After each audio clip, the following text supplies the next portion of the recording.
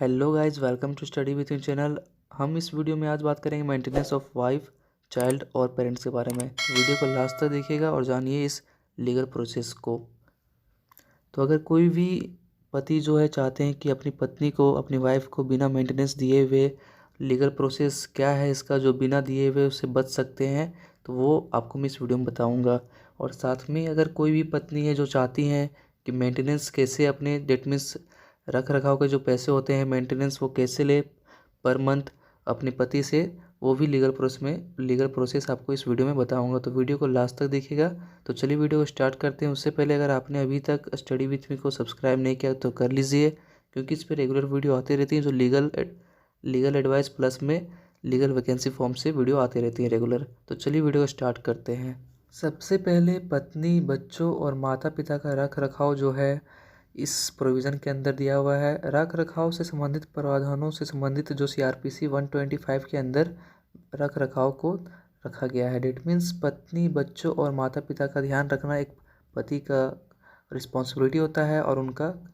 Responsibility होता है। अगर उनका डेट मीन्स अगर कोई पति जो है इस स्थिति में नहीं है कि वो मेंटेनेंस कर पाए, तो CRPC 125 के अंतर्गत उन्हें जो है स्पीड रेमेडी दिया जाता है जो कोर्ट की तरफ से होता है, और ये CRPC 125 के अंदर ही उन्हें मेंटेनेंस दिया जाता है। तो चलिए इसके बारे में जानते हैं आगे और क्या क्या डिटेल्स प्रोसेस है। CRPC 125 के अंतर्गत यदि पत्नी असमर्थ है तो मजिस्ट्रेट आदेश दे सकता है कि वो जो है मेंटेनेंस रख रखाव अपने पत्नी जो है पति से ले सकते हैं, और इसका लाभ जो है अभिभावक, डेट मीन्स पेरेंट्स को भी मिलता है अगर वो असमर्थ है तो। और साथ में इनका लाभ जो है डेट मीन्स मेंटेनेंस का, रख रखाव का तब तक उन पत्नी को दिया जाएगा जब तक वह पूर्ण डिवोर्स, अगर कोई पत्नी जो है वो डिवोर्स ले चुकी है अपने पति से, तो उन्हें मेंटेनेंस रख रखाव के पर मंथ जो पैसे दिए जाते हैं वो तब तक दिए जाएंगे जब तक उन वाइफ का जो है, उनके वाइफ का पुनर्विवाह नहीं हो जाता, तब तक उन्हें मेंटेनेंस जो है अपने पति से ही मिलेगा। साथ में जो बच्चे हैं, डेट मीन्स चाइल्ड हैं, उन्हें भी मेंटेनेंस दिया जाएगा पति के द्वारा, जो 18 साल तक बच्चे को अपने बच्चे को देना है मेंटेनेंस रख रखाव। और साथ में उन बच्चे को भी कई बार देना पड़ जाता है जो, अगर कोई बच्चे हैं जो 18 साल से ऊपर हो चुके हैं लेकिन फिजिकली मेंटली जो है वो इंजर्ड है या फिर किसी तरीके से वो इंजर्ड है, तो उन्हें लाइफ टाइम तक देना पड़ेगा मेंटेनेंस, जो वो देना पड़ता है। तो ये CRPC 125 के अंतर्गत ही ये मेंटेनेंस रख रखाव देना पड़ता है, जो ये लीगल प्रोसेस भी बताया गया है। और साथ में जितने भी पति हैं वो इस मेंटेनेंस से बच सकते हैं अगर उनकी पत्नी किसी तरीके से मेंटेनेंस खुद से अगर कर लेती हैं, अगर उनके पास सोर्स ऑफ इनकम है या फिर वो कोई काम करती हैं जहाँ से उनके पास पैसे आ जाए, तो जितने भी पति हैं वो, ये उनके पास लायबिलिटी, रिस्पॉन्सिबिलिटी नहीं होता है कि वो अपने जो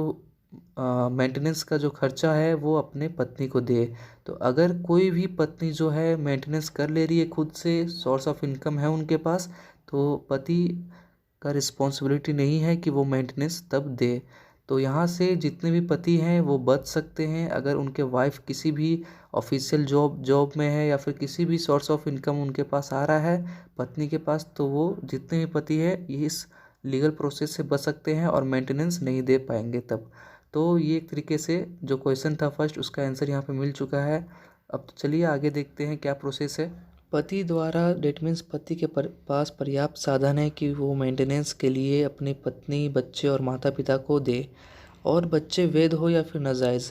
उन्हें मेंटेनेंस देना है। पत्नी और बच्चे और माता पिता अगर मेंटेनेंस नहीं कर पा रहे हैं, वो असमर्थ हैं खुद को मेंटेनेंस करने के लिए, तो वो कोर्ट को अप्रोच कर सकते हैं, मजिस्ट्रेट के पास एप्लीकेशन दे सकते हैं। और साथ में मजिस्ट्रेट जो है अगर उनको लगेगा तो वो फिर मेंटेनेंस को लेकर इस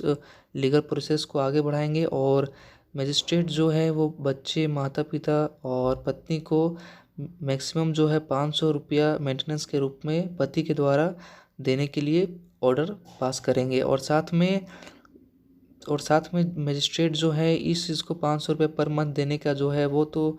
ये जो रुपीज़ है वो या फिर पत्नी के जब एप्लीकेशन दिए थे तब से लागू किया जाएगा, या तो फिर जब ऑर्डर पास हो चुका है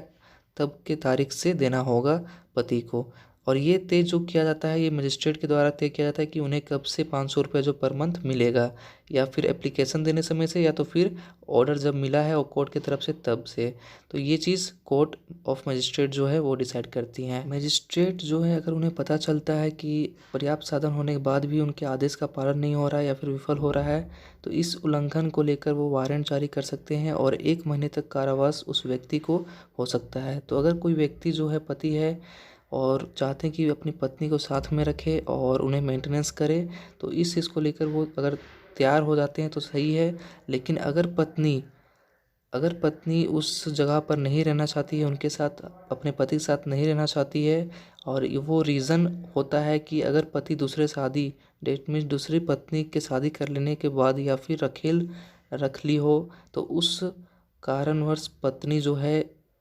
नहीं रह रही है साथ में, तो वो चीज़ को वैलिड ग्राउंड मान के जो है इस चीज़ को मेंटेनेंस देने ना देने पर पति को जेल हो सकता है। इसलिए जो पत्नी है वो ये ग्राउंड बना सकती हैं कि अगर वो दूसरे शादी कर लिया हो या फिर अकेले रख रहा हो, तो वो सेपरेट पत्नी रह सकती है, दूसरे घर में रह सकती है जहाँ भी चाहे, और मेंटेनेंस लेने का भी हकदार है अपने पति से। साथ में अंडर CRPC 125 के अंडर में पत्नी जो है 1 साल के अंदर ही जो क्लेम्ड पेमेंट जो है, अमाउंट है, वो क्लेम कर सकती है मजिस्ट्रेट के आदेश के बाद। यदि अगर कोई पत्नी एडल्ट्री में है, किसी और व्यक्ति के साथ संबंध में है, तो वो मेंटेनेंस क्लेम रख रखाव क्लेम नहीं कर सकती है पति के द्वारा। और साथ थर्ड पॉइंट है, जो पत्नियां बिना सहमति के या फिर किसी वजह से अलग रह रही हैं और वो मेंटेनेंस क्लेम करती है, तो वो भी उचित कारण नहीं माना जाएगा मेंटेनेंस को लेकर। फोर्थ पॉइंट है, अगर आपसी सहमति के द्वारा उन दोनों अलग रह रहे हैं और या फिर कुछ रह रहे हैं, तब फिर उन्हें भी मेंटेनेंस नहीं मिलेगा, उन वाइफ को भी मेंटेनेंस नहीं दी जाएगा पति के द्वारा। तो ये जो उपरोक्त आधार दिए गए हैं, ये चारों पॉइंट, ये मजिस्ट्रेट के द्वारा रद्द किए जा सकते हैं अगर मेंटेनेंस को लेकर एप्लीकेशन दिया जाएगा मजिस्ट्रेट में। तो ये अंडर CRPC 125 के अंडर मैंने ये सब सारे प्रोसेस बताए हैं कि क्या प्रोसेस हैं और किन वजह से जो है पति बच सकते हैं पत्नी को मेंटेनेंस देने को लेकर, और किन वजह है जो पत्नियां जो हैं, जितनी भी वाइफ है, वो लायबल है, रिस्पॉन्सिबल है अपने पति से मेंटेनेंस लेने के लिए, और उन्हें देना भी पड़ेगा अगर वो लीगल प्रोसेस एप्लीकेशन जब वो डालती है मजिस्ट्रेट कोर्ट के पास लेकर जाएंगी, तो जितने भी व्यक्ति होते हैं, पति होते हैं, उन्हें देना पड़ेगा अपनी पत्नी को मेंटेनेंस, अगर ये 4 पॉइंट को छोड़कर। तो मैंने आपको इस वीडियो में अंडर CRPC 125 मेंटेनेंस रख रखाव कैसे करना है और उनके क्या क्या प्रोसेस होते हैं, क्या इनके अंदर इम्पोर्टेंट पॉइंट होते हैं, वो मैंने आपको इस वीडियो में बताया। अगर वीडियो अच्छा लगा तो लाइक कीजिएगा, वीडियो को शेयर कीजिए और लोगों के साथ, और उन्हें भी ये नॉलेज आना चाहिए, तो शेयर ज़रूर करें, साथ में लाइक और कमेंट करें। और अगर आपने अभी तक सब्सक्राइब नहीं किया तो स्टडी विथ मी को सब्सक्राइब कर लीजिए। And thank you so much.